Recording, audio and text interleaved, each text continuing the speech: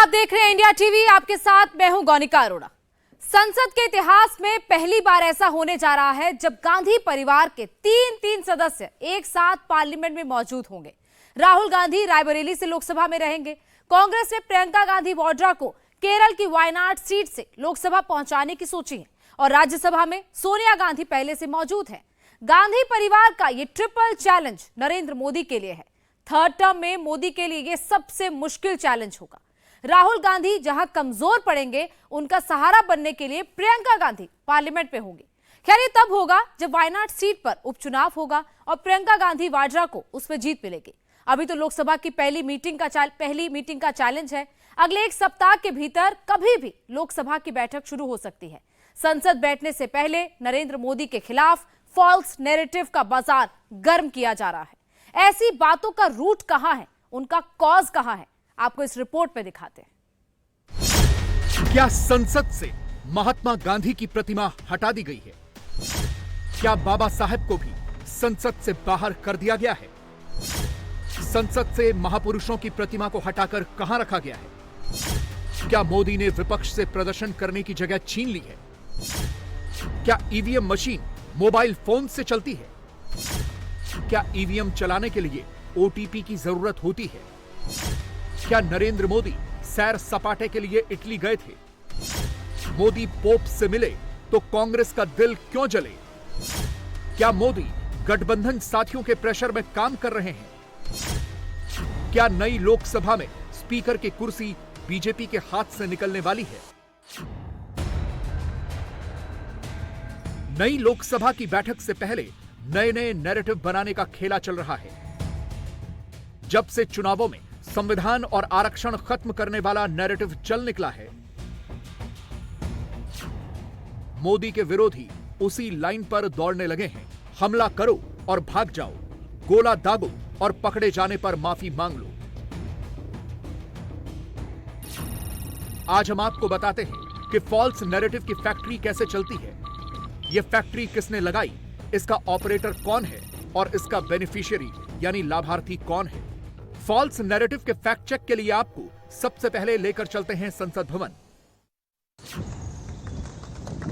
संसद भवन परिसर में प्रेरणा स्थल बनाया गया है, जहां सभी महापुरुषों की प्रतिमाएं लगाई गई हैं। रविवार 16 जून 2024 को वाइस प्रेसिडेंट जगदीप धनखड़ और लोकसभा के पूर्व स्पीकर ओम बिरला ने इस प्रेरणा स्थल का उद्घाटन किया। गौर से देख लीजिए, यहां महात्मा गांधी की प्रतिमा भी है, यहां बाबा साहेब भीमराव अंबेडकर की प्रतिमा भी है, यहां छत्रपति शिवाजी महाराज भी हैं और संसद भवन परिसर में जिन महापुरुषों की प्रतिमाएं लगी थीं, उन सब की प्रतिमाएं यहां इस प्रेरणा स्थल पर लगी हैं। इन सब प्रतिमाओं को सम्मानपूर्ण तरीके से एक स्थान पर लाए। आने वाला समय ये प्रेरणा स्थल सभी संसद देखने वाले आगंतुक अतिथियों और नौजवानों के लिए विशेष स्थान होगा।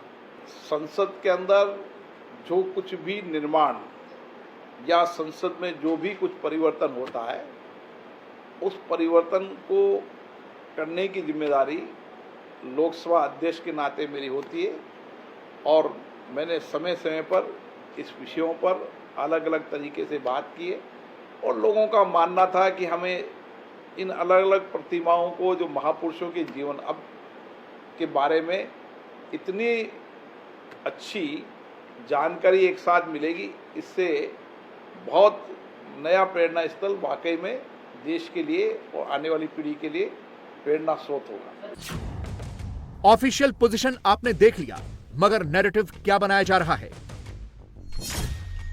कांग्रेस के प्रवक्ता और कांग्रेस का इकोसिस्टम कल से ही यह बात फैला रहा है कि संसद भवन से गांधी प्रतिमा हटा दी गई। जहां विपक्ष के सांसद सरकार के खिलाफ धरना देते थे, वो जगह ही खत्म कर दी गई। कांग्रेस का इकोसिस्टम ये दो तस्वीरें भी फैला रहा है। एक तस्वीर में गांधी प्रतिमा के नीचे लगी पत्थर की टाइलें हटाई जा रही हैं। दूसरी तस्वीर में बाबा साहब भीमराव अंबेडकर की प्रतिमा के आगे कुछ टाइल वर्क हो रहा है। कांग्रेस अध्यक्ष मल्लिकार्जुन खड़गे कहते हैं कि मोदी सरकार लोकतंत्र विरोधी है और उसने गांधी और अंबेडकर की प्रतिमा को उनकी जगह से हटाकर बहुत बड़ा पाप कर दिया है।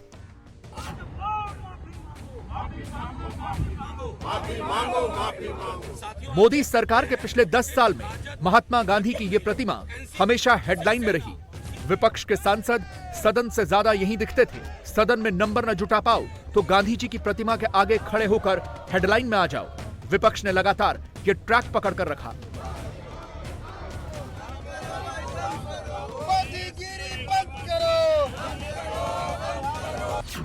सरकार ने क्या किया?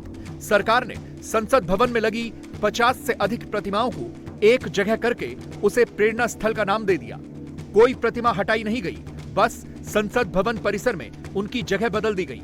जैसे लाइब्रेरी के एक किताब को एक शेल्फ से हटाकर दूसरे शेल्फ में रख दिया जाता है, संसद भवन में वही हुआ। इस तरह संसद भवन की प्रतिमाओं के बारे में कांग्रेस का नैरेटिव झूठा साबित हुआ। महात्मा गांधी की प्रतिमा संसद भवन से नहीं हटाई गई। बाबा साहब भीमराव अंबेडकर की प्रतिमा भी संसद परिसर में ही है। छत्रपति शिवाजी महाराज की प्रतिमा भी प्रेरणा स्थल पर मौजूद है। संसद भवन आने वाले लोग अब प्रेरणा स्थल आकर एक ही जगह पर देश की सभी महान विभूतियों को नमन कर सकेंगे। जहां तक विपक्ष के नेताओं के प्रदर्शन करने की बात है तो वो कहीं भी कर सकते हैं। मोदी के विरोधी नेता तो संसद के अंदर भी प्रदर्शन करते रहे हैं। संसद भवन की सीढ़ियां भी उनके लिए प्रदर्शन करने की जगह है। हम लोग सारा मेंबर्स ऑफ पार्लियामेंट, खास करके जो नए आए हैं, उनको भी हम आग्रह करेंगे कि समय निकाल करके प्रेरणा स्थल पर सब आना चाहिए।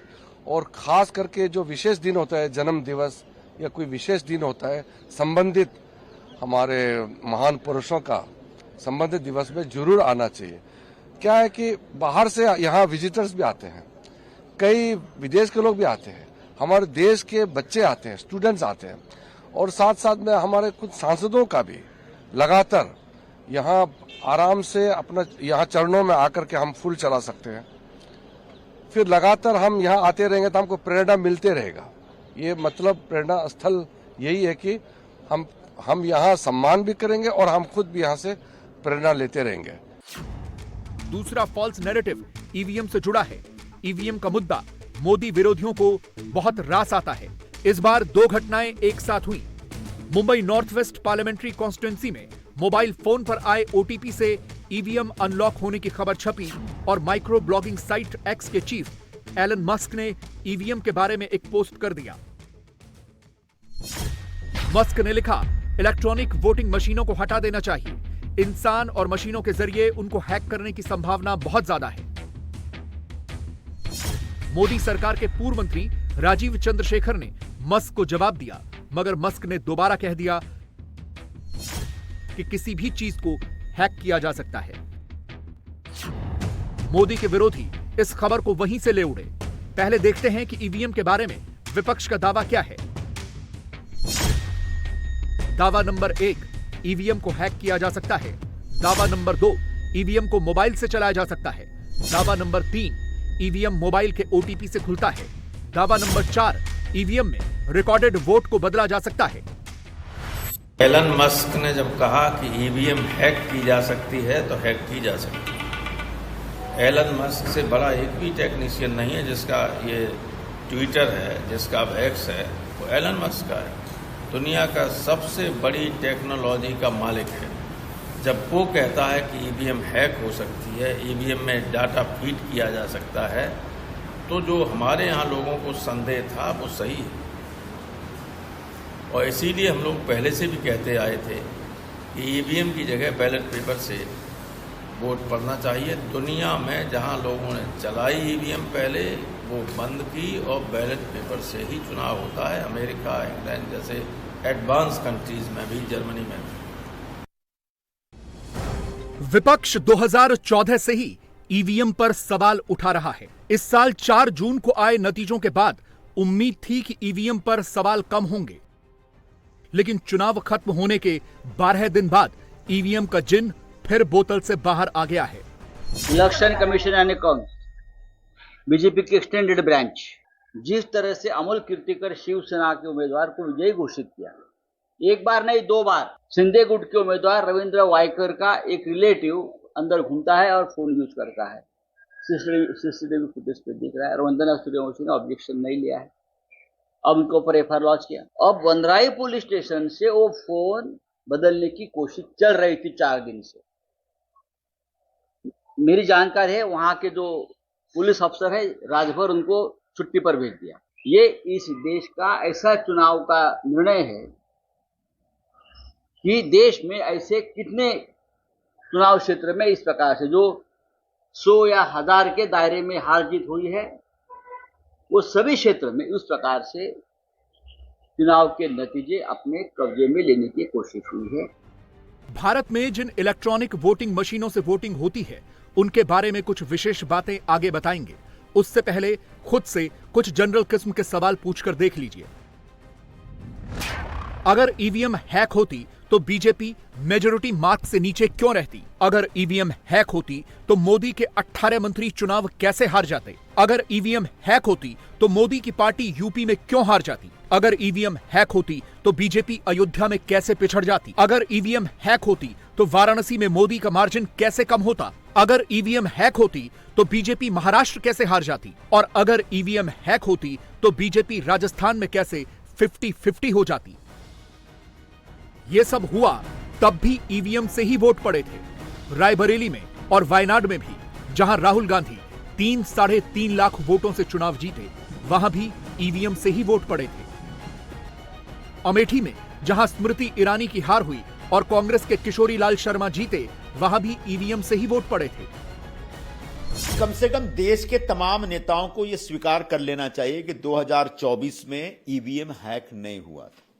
अगर ईवीएम हैक होता तो राहुल गांधी 2-2 सीटों से 2.5 लाख 3 लाख वोट से नहीं जीत जाते। अगर ईवीएम हैक होता तो बीजेपी सिर्फ 240 सीट नहीं जीतती। अगर ईवीएम हैक होता तो कांग्रेस पार्टी 99 सीटें नहीं जीतती। और अगर ईवीएम हैक होता तो उबाठा वाले लोग इतनी सारी सीटें मुंबई में नहीं जीत पाते। तो यह एक दुष्प्रचार कल अखबार के जरिए किया गया। आज मुझे अच्छा लगा कि जिस अखबार ने यह फर्जी खबर छापी थी उसने माफी मांग ली है। मैं चाहता हूं कि राहुल गांधी भी उस फर्जी खबर को आगे बढ़ाने के लिए माफी मांगे, और बाकी जिन नेताओं ने भी उस फर्जी खबर के आधार पर हमारे देश में लोकतांत्रिक व्यवस्था और चुनावी प्रक्रिया को बदनाम करने का षड्यंत्र रचा, उन सबको माफी मांगनी चाहिए। अब ईवीएम के बारे में कुछ सच्ची तकनीकी बातें। भारत में जिन ईवीएम से वोट पड़ते हैं वो सिर्फ भारत में यूज होती हैं। भारतीय ईवीएम स्टैंड अलोन मशीनें हैं, उनको मोबाइल से कनेक्ट नहीं किया जा सकता। भारतीय ईवीएम को इंटरनेट या डेटा पैक से भी जोड़ना संभव नहीं है। ईवीएम का कोई नेटवर्किंग सिस्टम भी नहीं है। तार से या बेतार से 2 ईवीएम को कनेक्ट नहीं किया जा सकता। ईवीएम से डेटा ट्रांसफर या ईवीएम में डेटा ट्रांसफर का कोई तरीका नहीं है। मुंबई नॉर्थ वेस्ट सीट पर 48 वोट के अंतर से हुई जीत हार के बाद जो बवाल मचा, उसमें मौका देखकर ईवीएम को भी लपेट लिया गया। ओटीपी वाली खबर को बढ़ा चढ़ाकर पेश किया गया। राहुल गांधी तक ने उसे प्रमोट किया। लेकिन जब उसी अखबार ने खेद जताते हुए अपनी खबर में सुधार किया तो उसे कांग्रेस के इकोसिस्टम ने दबा दिया। इकोसिस्टम ऐसे ही काम करता है। अपने फेवर की बात उठाओ, उसे बढ़ा चढ़ाकर नमक मिर्च लगाकर बताओ और खुलासा होने से पहले ही खिसक लो। मुख्य चुनाव आयुक्त के द्वारा आयोजित प्रेस कॉन्फ्रेंस में कल सभी प्रश्नों पर मिले जवाबों के बाद ये बहस समाप्त हो जानी चाहिए। चुनाव संपन्न होने के तुरंत बाद किसी भी पॉलिटिकल पार्टी के किसी भी नेता ने इस पर प्रश्न नहीं उठाए थे। एलन मस्क के वक्तव्य के बाद ये राजनीतिक सरगर्मियां तेज हुई। इटली में G7 समिट के दौरान प्रधानमंत्री और कैथोलिक ईसाई चर्च के सर्वोच्च धर्मगुरु पोप फ्रांसिस की मुलाकात हुई। पोप और प्राइम मिनिस्टर ने एक दूसरे को गले लगा लिया। दूसरे किसी भी राष्ट्राध्यक्ष को पोप ने वो सम्मान नहीं दिया जो उन्होंने नरेंद्र मोदी को दिया। लेकिन भारत में क्या हुआ? पोप से मोदी की मुलाकात का पोस्टर बना। इस पर केरल कांग्रेस के नेताओं को मिर्ची लग गई। मोदी और पोप गले मिले तो कांग्रेस के दिल जलने लगे। केरल कांग्रेस ने दुनिया भर के कॉमेडियंस के साथ पोप की मुलाकात को नरेंद्र मोदी की मुलाकात से जोड़ लिया। सोचिए, मोदी को अल्पसंख्यकों, विशेषकर मुसलमानों और ईसाइयों का दुश्मन बताने वाली पार्टी भी नहीं चाहती कि मोदी और पोप के रिश्ते अच्छे रहें। इन 4 तस्वीरों में कांग्रेस के 5 टॉप लीडर्स हैं। गांधी परिवार के 3 सदस्य और कांग्रेस के संगठन महासचिव केसी वेणुगोपाल। पार्टी प्रेसिडेंट मल्लिकार्जुन खड़गे के घर जाकर उनसे मिले।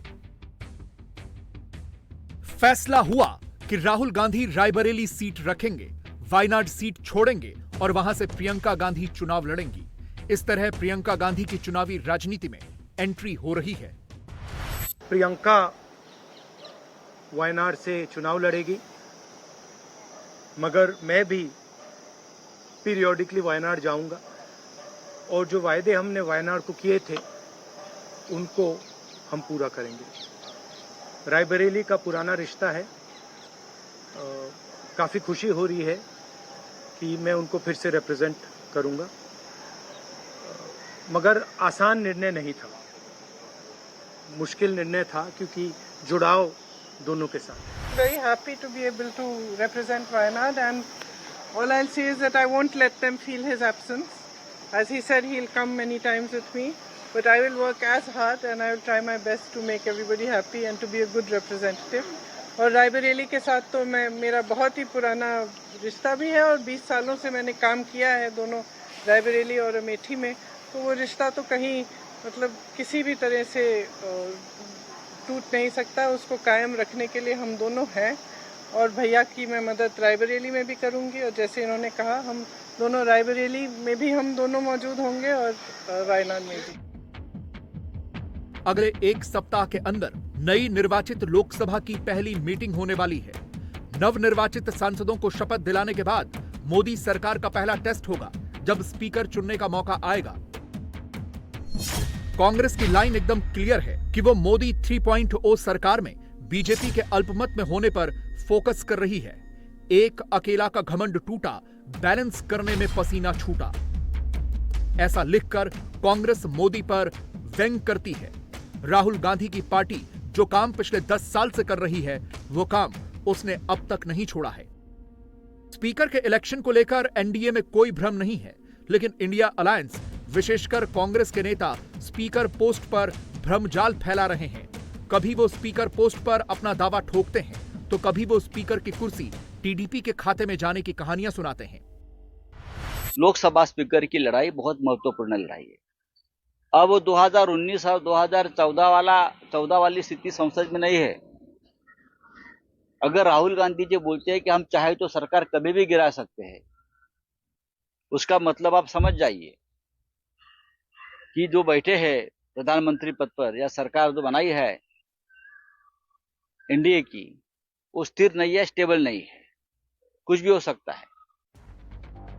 स्पीकर पोस्ट पर जैसी धमाचौकड़ी मचाने की कोशिश हो रही है, वैसा ही प्रयास मंत्रिमंडल गठन के समय भी हुआ था। दावा किया गया था कि मोदी 3.0 सरकार के सारे प्रमुख मंत्रालय बीजेपी के सहयोगी दल ले लेंगे, लेकिन ऐसा नहीं हो पाया। टीडीपी और जेडीयू जैसे अहम दलों को भी एक एक कैबिनेट मंत्री पद से ही संतोष करना पड़ा। स्पीकर के चुनाव का वक्त आएगा तो उस पर भी फैसला हो जाएगा। यह सच है कि मोदी विरोधी पार्टियों के पास इस बार लोकसभा में ज्यादा नंबर है, कांग्रेस की ताकत भी दोगुनी हुई है, मगर सच्चाई यह भी है कि उसे मोदी को घेरने का मौका नहीं मिल पा रहा। नई लोकसभा की पहली मीटिंग में कांग्रेस को किसी तड़कते भड़कते मुद्दे की तलाश है। वो सोशल मीडिया के भरोसे है और हर वायरल खबर और वीडियो को पकड़ने का प्रयास कर रही है। पर्सनल काम, व्यक्तिगत काम के लिए जो हमारे पास आते हैं, व्यक्तिगत काम के लिए अलग-अलग, तो उसमें सबसे ज्यादा लोग हमारे पास अगर आए हैं तो मुस्लिम भाई लोग आए हैं, मुसलमान और यादव भाई लोग आए हैं। मेरा सौभाग्य था कि लोग आए हमारे पास तो हमारे प्रति विश्वास था तो आए, या मेरे क्षमता में विश्वास था तो आए, और हम करते रहे। तो हमारे लोग ये उम्मीद करते थे कि कम से कम आपको कम से कम 15-20% वोट इन लोगों के भी मिलेंगे, ये उम्मीद करते थे। हकीकत ये रहा कि इन दोनों समाज में से 2-2% वोट भी हमको नहीं मिला। हकीकत यही है और मेरी नाराजगी खाली उन लोगों से, बाकी किसी से नहीं है। बाकी कोई राजनीतिक कारण से इधर गया, कुशवाहा उधर गया, सूढ़ी कम हो गया, वो हो गया, वो होते रहता है, उससे हमको कोई फर्क नहीं पड़ता। लेकिन नाराजगी और दुख खाली उससे है। बाकी हम लोग बूथ देख लेंगे, एक बूथ हम लोग चर्चा कर लेंगे, उसमें कोई समस्या नहीं। लेकिन नाराजगी उन लोगों से है और मैं हर एक मीटिंग में कहता हूं कि इसके बाद व्यक्तिगत काम के लिए मेरे पास मत आना, तुम लोग में से कोई भी मत आना।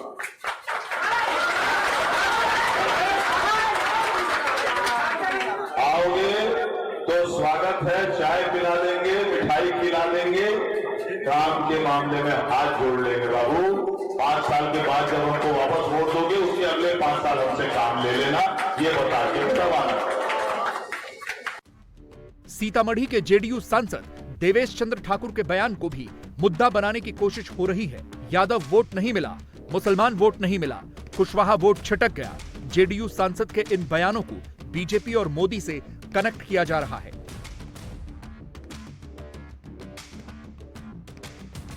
ऐसे तीरों से अगर मोदी घिर जाते तो वो कब के ही घर बैठ चुके होते।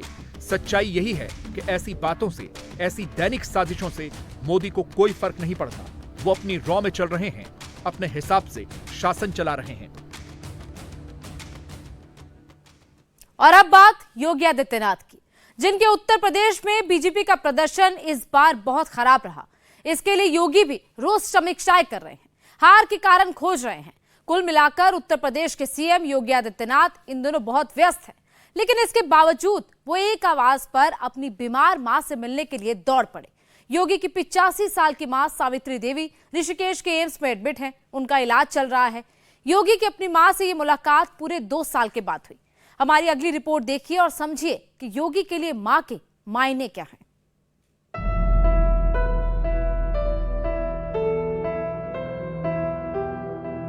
इन्हीं तस्वीरों को देखकर सब कह रहे हैं कि फादर्स डे वाले दिन यूपी के मुख्यमंत्री योगी आदित्यनाथ ने मदर्स डे मना डाला।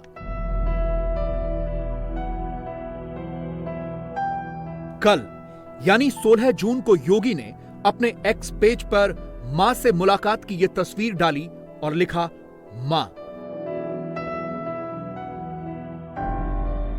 इससे पहले आखिरी बार योगी आदित्यनाथ जब अपनी मां से मिले थे, तब भी उन्होंने ऐसी ही मां का आशीर्वाद लेते हुए एक फोटो पोस्ट की थी और उस पर लिखा था, मां। वो तारीख थी 3 मई और साल था 2022।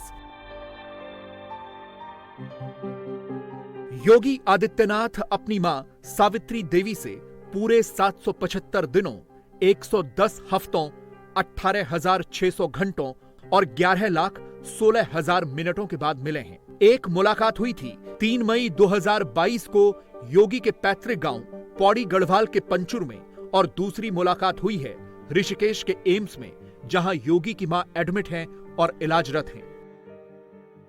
सोचिए, 775 दिनों के बाद कोई बेटा मां से मिला, और वो भी सिर्फ 30 मिनट के लिए, क्योंकि अब वो बेटा सिर्फ इस मां का नहीं बल्कि इसके जैसे लाखों करोड़ों लोगों का परिवार है। उस बेटे का परिवार अब पूरा उत्तर प्रदेश हो चुका है। मुख्यमंत्री योगी आदित्यनाथ की मां सावित्री देवी ऋषिकेश के एम्स में 7 जून से भर्ती हैं। 85 वर्षीय सावित्री देवी की तबीयत पिछले कई दिनों से खराब बताई जा रही है। इसके अलावा उन्हें आंखों में इन्फेक्शन भी हुआ था, जिसके बाद उन्हें एम्स के जीरियाट्रिक वार्ड यानी वृद्धावस्था वार्ड में भर्ती करवाया गया है। इससे पहले शनिवार को उत्तराखंड के मुख्यमंत्री पुष्कर सिंह धामी भी योगी की माताजी का हालचाल जानने के लिए ऋषिकेश एम्स गए थे, जिसकी जानकारी उन्होंने ट्विटर पर भी दी थी। भले ही योगी आदित्यनाथ ने संन्यास लेकर सांसारिक रिश्तों का त्याग किया हो और वो मोहमाया से ऊपर उठ चुके हों, लेकिन जन्म देने वाली मां के रिश्ते से तो सन्यासी भी पूरी तरह विमुख नहीं हो पाते।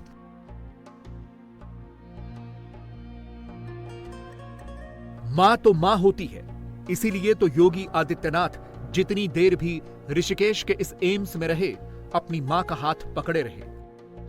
आंखों में इन्फेक्शन की वजह से मां की आंखों पर चश्मा लगा हुआ था। थोड़ी देर बाद वो चश्मा उतार दिया गया। योगी बनने से पहले वो पौड़ी गढ़वाल के पंचुर गांव के अजय सिंह बिष्ट थे, लेकिन अब योगी आदित्यनाथ हैं। योगी के घर में कोई भी उन्हें उनके नाम से नहीं बल्कि महाराज जी ही कहते हैं। उनके घर में तो मां को छोड़कर बाकी सब उनके पैर भी छूते हैं। इसीलिए जब ऋषिकेश में हॉस्पिटल में भर्ती मां से योगी मिले तो एक बार मां ने हाथ भी जोड़े, जिसके बाद योगी ने मां के हाथ पकड़े और नीचे कर दिए। वो करीब 30 मिनट तक अस्पताल में रहे, मां का हालचाल जानते रहे। योगी आदित्यनाथ ने डॉक्टरों से भी बात की।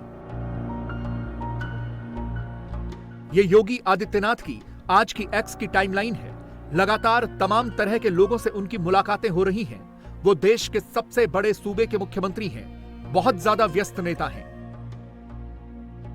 ऐसे वक्त में जब लोकसभा चुनावों में बीजेपी की यूपी से बड़ी हार हुई है, बीजेपी को 80 में से सिर्फ 33 सीटें मिली हैं, लगातार योगी इस हार की समीक्षा कर रहे हैं। कहा जाता है कि खुद बीजेपी में योगी के बहुत से शत्रु भी हैं।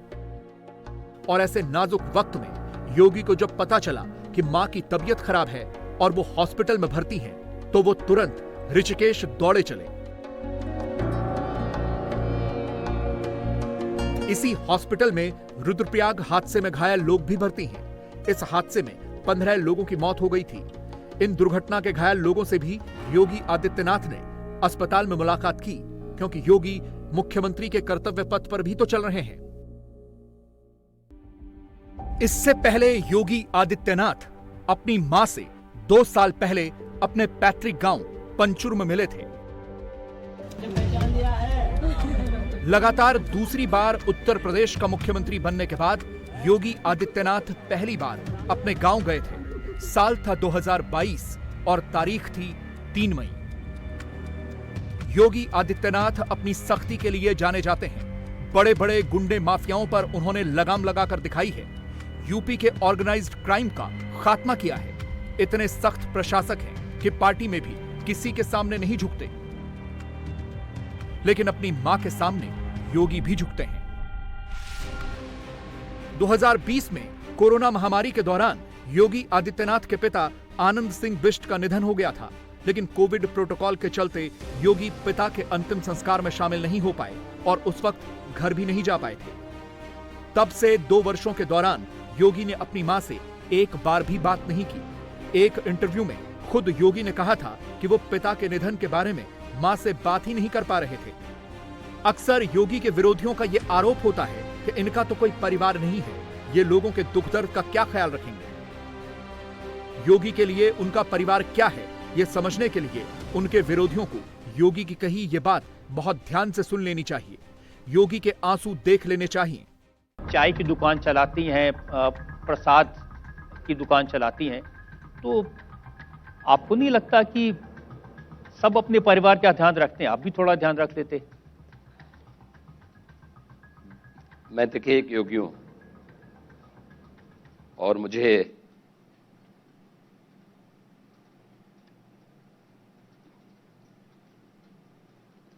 पूरे प्रदेश का ध्यान रखना होता है, और मुझे लगता है कि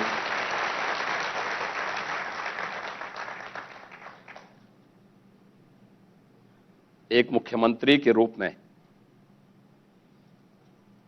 मैंने अपने राजधर्म का शपथ ली है, परिवार का नहीं।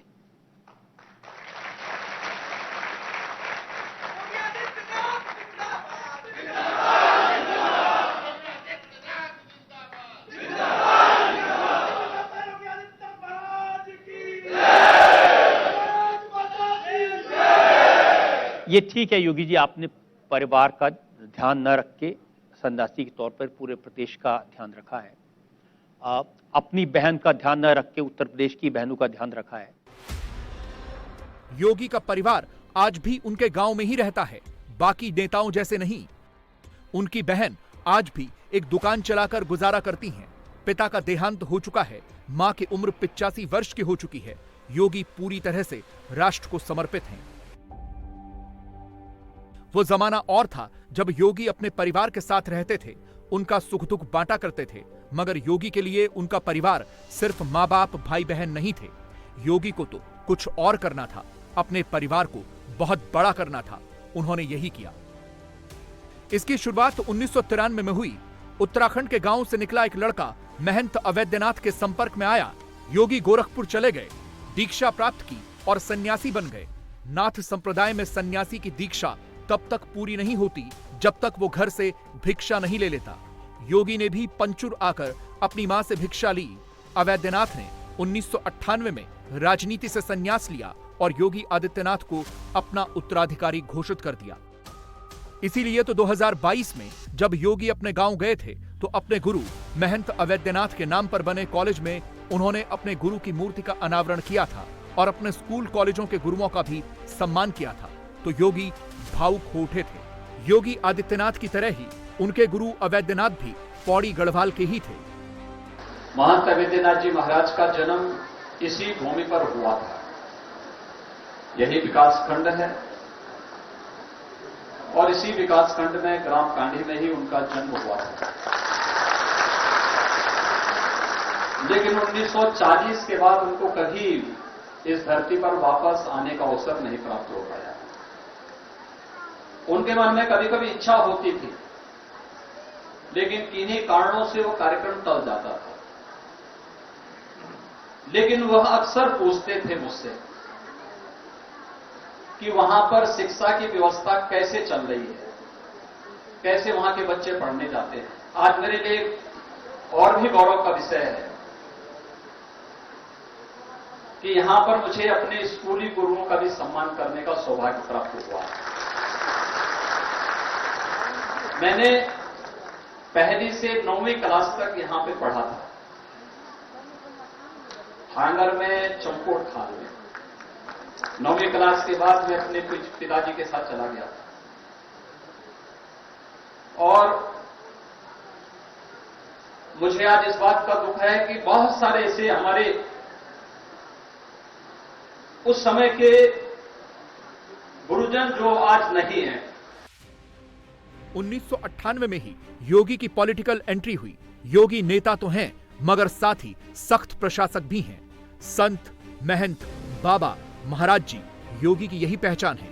वो मठाधीश भी हैं और सत्ताधीश भी। योगी के सार्वजनिक जीवन को 26 साल हो चुके हैं। इन 26 सालों में राजनीतिक तौर पर योगी ने कई कामयाबियां देखी। सबसे कम उम्र का सांसद बनने से लेकर गोरखपुर लोकसभा सीट से लगातार 5 बार सांसद चुने जाने तक और फिर 2017 के बाद 2022 में लगातार दूसरी बार यूपी का सीएम बनने तक। इन 26 सालों के दौरान योगी का परिवार भी पहले से काफी बड़ा होता चला गया। योगी को अपनों का भी ख्याल रखना था, रखा भी। देश के सबसे बड़े सूबे की जिम्मेदारी भी निभानी थी, बखूबी निभा रहे हैं और आज भी यूपी को योगी ने संभाल रखा है और इस पर हमेशा ही योगी के परिवार को गर्व रहेगा।